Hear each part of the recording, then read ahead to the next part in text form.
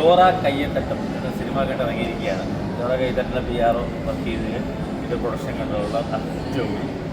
ഒരു തമിഴ് ചിത്രം മലയാളി സംവിധായകൻ്റെതാണ്, ഗിരീഷ് വിജയൻ. ഇതിനു മുമ്പ് തീക്കുളിക്കും പച്ചമല ചെയ്ത് നല്ല ഹിറ്റായ ചിത്രമാണ് പുള്ളി. അതുകൂടാതെ അത് തമിഴ് ചിത്രമായിരുന്നു. കല്ലായപ്പം എന്ന് പറഞ്ഞ ഒരു മലയാളി ചിത്രം ശ്രീനാഥ് ബാസി ചെയ്തതാണ് ശ്രീനിവാസൻ. ഇങ്ങനെ ഒരു പാരമ്പര്യമുള്ള നല്ലൊരു ഡയറക്ടറാണ്. പിന്നീട് സാക്കറേലി പ്രൊഡ്യൂസ് ചെയ്ത ചിത്രം. ഈ പടത്തിൻ്റെ കഥാതന്ത്വം എന്ന് പറഞ്ഞാൽ യോഗി ബാബു നായകനാകുന്ന ചിത്രം. യോഗി ബാബുവിനെ നമ്മൾ കണ്ടുള്ള തമിഴിൽ കോമഡി രംഗങ്ങൾ കൂടുതൽ അങ്ങനെ കഴിവ് തെളിയിച്ചിരിക്കുന്നത്. പക്ഷേ വളരെ സീരിയസ് ആയിട്ട് ചെയ്തൊരു കഥാപാത്രമാണ് അല്ലേ.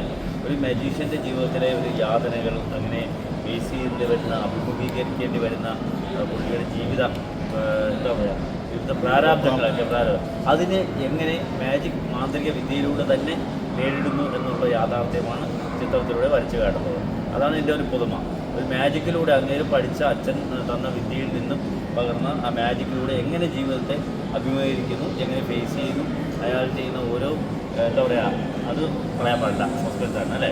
അയാൾ എന്ത് പ്രവൃത്തി ചെയ്തോ അതെല്ലാം മാജിക്കിലൂടെ അയാളെ തിരിച്ചു കൊടുക്കുന്നു എന്നുള്ളതാണ് പടത്തിലൊരു വെറൈറ്റി കണ്ടൻറ്റ്. അത് നന്നായിട്ട് യോഗി ബാബു ചെയ്തിട്ടുണ്ട്. പിന്നെ മലയാളികളുടെ താരമായ ഹരീഷ് പേരടി ഒരു പ്രധാന വേഷം ചെയ്തിട്ടുണ്ട്. അങ്ങനെ ഒരു വ്യത്യസ്തമായ ചിത്രമാണ്, കണ്ടിരിക്കാൻ പറ്റും. ജോറ കയ്യത്തട്ടയ്ക്ക്. ജോറ കയ്യത്തട്ട എന്താണെന്ന് പറഞ്ഞല്ലോ, എല്ലാ കാര്യങ്ങളും ഒരു കയ്യടിയോടുകൂടിയല്ലേ തുടങ്ങുന്ന മാന്ത്രിക വിദ്യ നമ്മൾ കണ്ട മാജിക് ഷോ. അതാണ് ജോറ നന്നായിട്ട് കയ്യടിക്കൂ എന്നുള്ളതാണ് മലയാളത്തിലത്. ഇത് തമിഴ്നാട്ടിലും കേരളത്തിലും റിലീസായിരിക്കും ഒരേ സമയം.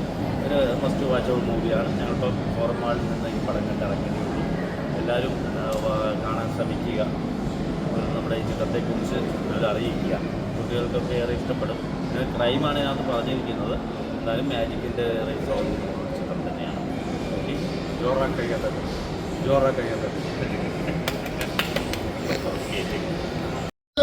തുടക്കം നമ്മൾ ഒരു കോമഡിയിൽ കൊണ്ടുവന്ന് സ്റ്റാർട്ട് ചെയ്ത് കഴിഞ്ഞപ്പോൾ പിന്നെ കഥ ഇങ്ങനെ പോകുന്ന ഒരു മിസ്റ്റേക്ക് ലെവലിലേക്ക് പോകും. അപ്പോൾ ക്രൈം നടക്കുന്ന ആ ക്രൈം എങ്ങനെ മാനിപ്പുലേറ്റ് ചെയ്ത് അങ്ങനെയൊക്കെ കുറേ സസ്പെൻസുകളൊക്കെ നിർത്തിയിട്ട് നമ്മളൊരു ആകാംക്ഷയുടെ മുൻപിൽ നിർത്തുന്ന രീതിയിലാണ് ഒരു യോഗി ബാബു ഉണ്ടായിട്ടുണ്ട്, ഹരീഷ് പേരടി കൊള്ളാം, കഥാപാത്രങ്ങൾ കൊള്ളാം, പിന്നെ അതിൻ്റെ ദൃശ്യം, അതായത് ക്യാമറ കൊള്ളാം, നന്നായിട്ടുണ്ട്. ഒക്കെ ഒരു എൻ്റർടൈൻമെൻ്റായിട്ട് തോന്നും. പടം ഞാനതിൽ ചെറിയ വേഷം ചെയ്ത ആളാണല്ലോ, അതുകൊണ്ട് പടത്തിനെ പറ്റി അഭിപ്രായം പറയേണ്ടത് പിന്നെ പ്രേക്ഷകരാണ്. പക്ഷേ സിനിമ ഞാനൊക്കെ മലയാളത്തിലൊരു 4 പടം, തമിഴിലെൻ്റെ ആദ്യത്തെ പടം. ആ ഒരു എക്സ്പീരിയൻസ്, ഞാൻ ഡ്രാമാർട്ടിസ്റ്റാണ്. അതിലുള്ള ഹരീഷ് പേരടിയും ഞാനൊക്കെ കോഴിക്കോട്ടെ നാടകക്കാരാണ്. അപ്പം ഞങ്ങൾക്ക് ഒരു സിനിമ എക്സ്പീരിയൻസ് വെച്ച് നോക്കുമ്പോൾ ഈ പടം യോഗി ബാബു സാറിൻ്റെ പുതിയൊരു വെർഷനാണ്. മൂപ്പര് ഇതേവരെ കോമഡിയൊക്കെ ചെയ്തിട്ടുള്ള അതിൽ നിന്ന് കഴിഞ്ഞിട്ട് പുതിയൊരു ഇതിലേക്ക് മൂപ്പര് ചേഞ്ച് ആവും. ഈ മൂപ്പർക്ക് വരെ ഒരു ടേണിംഗ് പോയിന്റ് ആവും എന്ന് എനിക്ക് തോന്നുന്നു. കാരണം അത് അത്രയും നന്നായിട്ട് മൂപ്പരയിൽ പെർഫോം ചെയ്തിട്ടുണ്ട്.